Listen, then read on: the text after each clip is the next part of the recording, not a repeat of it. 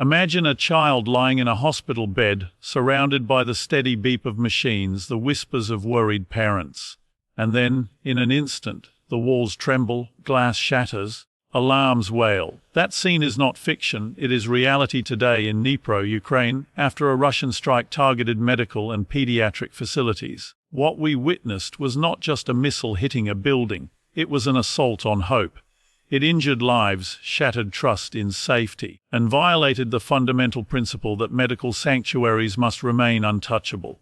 On September 30, reports confirmed that Russian drones attacked central Dnipro in daylight. One man was killed and around 15 people were wounded, many now in hospitals. Among the damaged structures a medical center and a children's dental clinic. When we talk about numbers, statistics, and reports from war zones, they often feel distant. A headline says, "All 1 man killed, 15 wounded," and it rolls past us like just another piece of bad news. But the truth is, behind those numbers are people, families, and futures that were violently cut short or permanently altered. In Dnipro, when a missile strike hit a children's clinic and medical center, it didn't just break concrete or shatter windows, it ripped through the very fabric of what keeps a community alive. A hospital is more than a building. It's where a mother clutches her child and hopes for healing, where doctors fight against time, and where ordinary people walk in carrying pain, but leave with relief. To strike such a place is to strike at the core of humanity itself. Think for a moment about a child in that hospital. A child is not thinking of geopolitics or military objectives. That child is thinking about whether the pain will stop, whether the doctor's touch will make things better, or whether they'll get to go home soon to play in the yard. And then, suddenly, they are thrown into chaos, the ceiling crumbling, dust and smoke filling the air. The cries of adults turning from comfort to terror. That moment of fear will never leave them, even if they survive. Trauma has a way of lingering long after the rubble is cleared. The staff working inside that hospital had chosen a life of service. Nurses, doctors, technicians. They wake up each day knowing their work matters, that every patient is a chance to save a life or reduce suffering.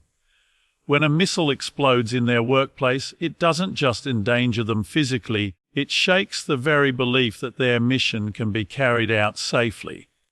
It's like telling those who dedicate themselves to healing, even your sanctuary isn't safe, and that message is a cruel one. The tragedy here is not only in the immediate destruction. It spreads outward like ripples. Families who relied on that clinic suddenly have no access to care. Parents who had one place to take their children for emergencies or checkups now face uncertainty. Communities that look to these doctors for stability are now left to patch together alternatives. A broken building may be rebuilt, but the trust that is lost, the sense of safety, takes much longer to restore. And then there are the unseen costs. A child pulled from the rubble grows up remembering fear more than laughter. A doctor who survived the blast carries guilt that they couldn't save everyone. A mother who rushed to the hospital for hope now carries only grief. These are not stories we see on television screens every night, but they are the true costs. They are the hidden debts that war places on people who never asked to be part of it. When we reflect on this, it's worth remembering, war is not an abstract exercise in strategy. It is the face of a child covered in dust and blood, a father running through chaos, a nurse shielding patients with her own body. It is the breaking of something sacred and once broken. No treaty or negotiation can simply put it back together. That is the human toll, and it's the part that must never be lost in the noise of politics. There are certain lines in human conflict that the world has agreed should never be crossed. One of those lines is clear: hospitals, schools, and places of healing are not to be touched. They are meant to be protected, no matter the circumstances, no matter the sides at war. When a missile strikes a children's hospital in Dnipro, that line isn't blurred. It's crossed in plain sight. The damage is not only to bricks and mortar, but to the moral code that holds civilization together. International humanitarian law was built on centuries of lessons, drawn from humanity's darkest chapters. After the Second World War, nations agreed that even war must have rules. They weren't lofty ideals for a future generation. They were practical safeguards meant to prevent the innocent from being crushed in the gears of conflict. Hospitals were placed on the highest pedestal of protection. To attack them is to step outside the boundaries of what the global community considers acceptable. It's not a grey area, it's an outright violation. When a government or military disregards these laws, it isn't just breaking rules, it's broadcasting a message. The message is that human life is expendable, that healing places are fair game, that there are no longer safe zones in war. And once that message is out, it doesn't just echo in Ukraine. It resonates around the world, because if one nation can destroy hospitals without consequence, others might feel they can too. That's how norms unravel, and once they do, rebuilding them is far harder than enforcing them in the first place. The term war crime carries weight for a reason. It's not meant to be thrown around casually, but when evidence piles up, when hospitals, clinics, and medical centers are struck again and again, it becomes difficult to call it anything else. Accountability matters here, because without it, the victims are not only robbed of safety, they are robbed of justice. If the world looks away, if leaders dismiss these attacks as inevitable side effects of war, then the very principles designed to protect civilians become meaningless. Think about it in simpler terms. If someone vandalizes a neighbor's house, the community doesn't shrug and say, "That's just how life goes." There are consequences not out of vengeance, but because without them, order collapses. On a global scale, the stakes are infinitely higher. Hospitals aren't just another target. They are symbols of care, of life over death, of humanity's best instincts. To strike them is to strike at the heart of what makes us human. What's at stake here isn't only Ukraine's ability to protect its citizens. It's the credibility of international law itself. Every nation has a stake in upholding those principles, because today it's Dnipro, but tomorrow it could be anywhere. Laws matter most when they're tested. And right now, the test is clear. Do we treat these attacks as isolated tragedies, or do we confront them for what they are? Breaches of law that demand accountability. History shows us that when violations go unchallenged, they multiply, silence becomes permission. But when nations stand together and say, "This is unacceptable," it sets a standard. That standard protects everyone, not just those in today's headlines. And in the end, that's why it's not just Ukraine's fight. It's a global responsibility to ensure that hospitals remain sanctuaries, not battlefields. When something happens once, you can call it an accident. When it happens twice, you might call it a coincidence. But when hospitals, clinics, and medical centers keep showing up on the list of destroyed buildings over and over again, it becomes a pattern. And patterns tell us more than isolated incidents ever could. In Ukraine, this pattern is one of deliberate or reckless strikes that continue to put health infrastructure in the crosshairs. That changes the way we understand the war, because it's no longer just about battlefield clashes, it's about the erosion of spaces that should never be part of the fight. Reports from humanitarian organizations, journalists, and local authorities consistently point to medical facilities being damaged or destroyed. Ambulances have been hit, maternity wards have been evacuated under fire, and now children's hospitals in cities like Dnipro are being reduced to rubble. The repetition of these attacks doesn't look like chance. Each strike erodes the fragile belief that civilians can find pockets of safety. For people living in these war zones, it plants the idea that nowhere is safe, not even the very places designed to heal and protect. Patterns matter because they reveal intent, or at least a consistent disregard for consequence. If a military force knows its strikes have repeatedly hit hospitals, yet those strikes keep occurring, then the excuse of accident loses weight. At some point, the pattern speaks louder than the explanations. And when the pattern involves hospitals, it tells us something chilling, that the rules meant to protect the vulnerable are being ignored. There's another angle to this. When hospitals are attacked, it's not just about the immediate damage. It's about the cascading effect that follows. A single clinic being destroyed may mean hundreds or thousands of people in a region suddenly lose access to care. A maternity hospital being bombed forces expectant mothers to travel farther, often through dangerous terrain, to give birth. A children's ward reduced to ashes means chronic illnesses go untreated, small injuries turn deadly, and entire families live with fear every time their child coughs. And when this pattern repeats across multiple cities, the collective toll becomes staggering. It also shifts the rhythm of daily life. In normal times, people can take for granted that if they fall sick, help is nearby. In wartime Ukraine, that expectation has been stripped away. Instead, parents must weigh whether traveling to a doctor is worth the risk of an air raid. Patients with long-term conditions wonder whether they'll find their clinic open the next week. Doctors themselves are stretched thin, not only treating the wounded but scrambling to relocate, rebuild, or improvise medical spaces in basements and shelters. The pattern doesn't just destroy buildings, it rewrites how entire communities live, heal, and survive. And let's be clear, this pattern is being documented. Human rights groups are recording the evidence, journalists are showing the images, and survivors are telling their stories. History will remember this, just as it remembers other conflicts where medical facilities became recurring targets. The real question is whether we act while the pattern unfolds, or only after the damage is already beyond repair. What makes this so serious is that patterns shape expectations. If people expect hospitals to be hit, then hospitals stop serving their true purpose. They are no longer safe havens. They become just another building that might be next on the list. And once that idea takes root, society loses one of its most vital anchors. That is why this context matters, because the repeated destruction of health care is not just about today's war, it's about setting a dangerous precedent for wars yet to come. Awareness is not just about knowing something happened, it's about letting that knowledge change the way you think and the way you act. When we hear that a hospital full of children has been hit by a missile, it's easy to treat it as another headline in a long line of grim news.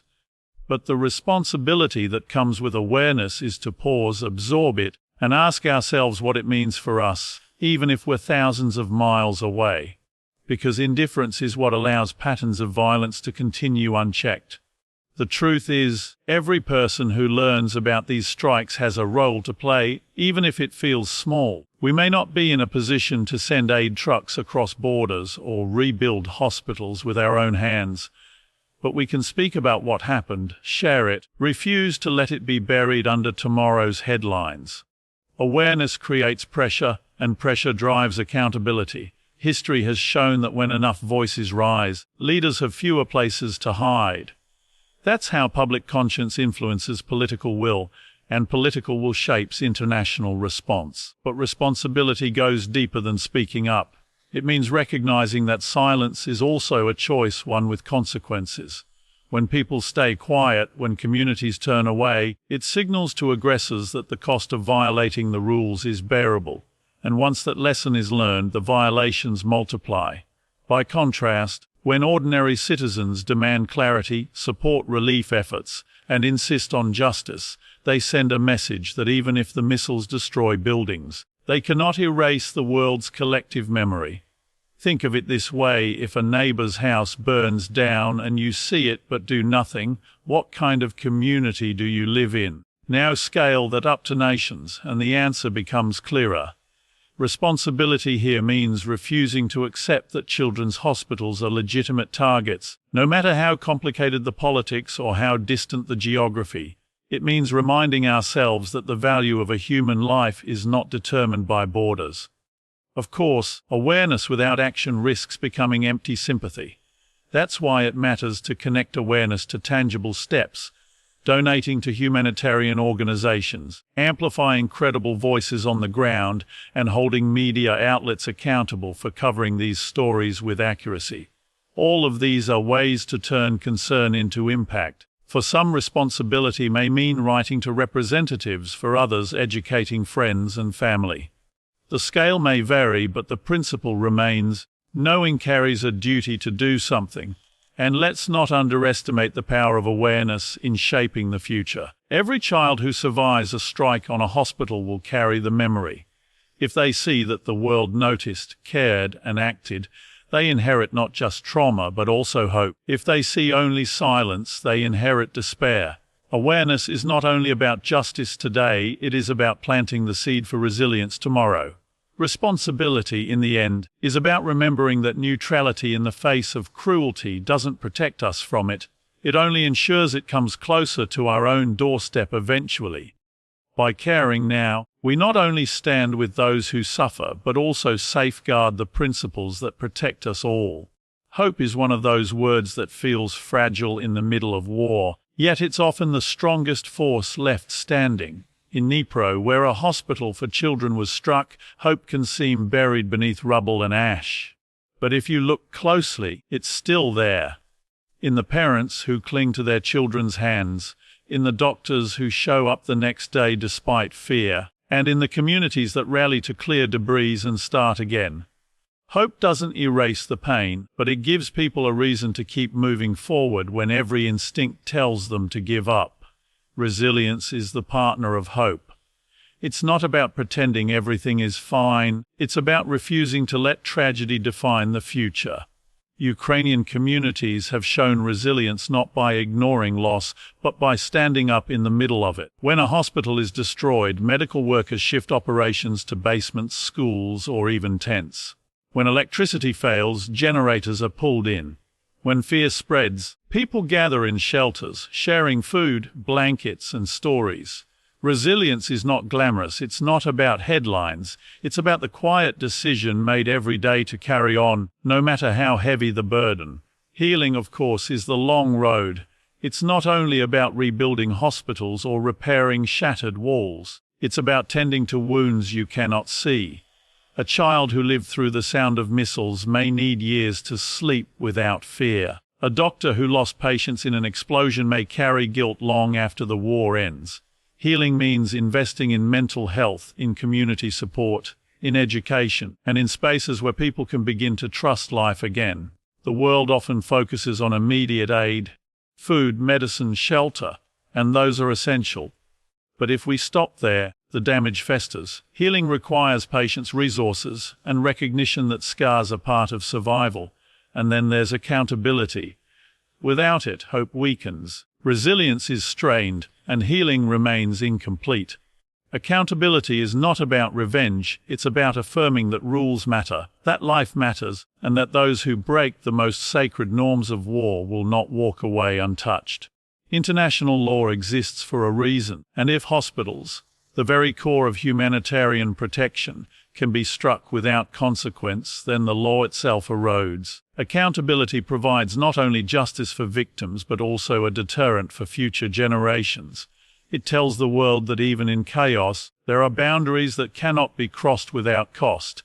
Taken together, hope, resilience, healing, and accountability form a chain. Hope sparks the will to endure. Resilience builds strength in the face of hardship. Healing restores what was broken both inside and out, and accountability ensures that the cycle of destruction does not repeat unchecked. Each link supports the others.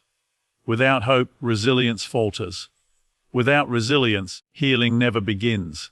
Without healing, accountability feels hollow. But when all four are present, even in the darkest times, there is a path forward. The bombing of a children's hospital is one of the most painful reminders of what war takes away. Yet in the courage of survivors, the determination of communities, and the insistence on justice, we see that war cannot take everything. It cannot take away the human spirit's capacity to hope, to rebuild, to heal, and to demand accountability. And that ultimately is why the future still belongs to those who believe in rebuilding rather than destroying. Today, Dnipro mourns. But tomorrow it can rebuild. With courage, with unity, and with justice, we can help heal scarred communities and ensure that medical care is never again turned into a battleground. Let us not be silent in the face of such tragedy. Let us speak for the voiceless. Let us insist on a world where a clinic is sacred, where a child is protected. And let us be those who refuse to let fear dominate our humanity. Thank you.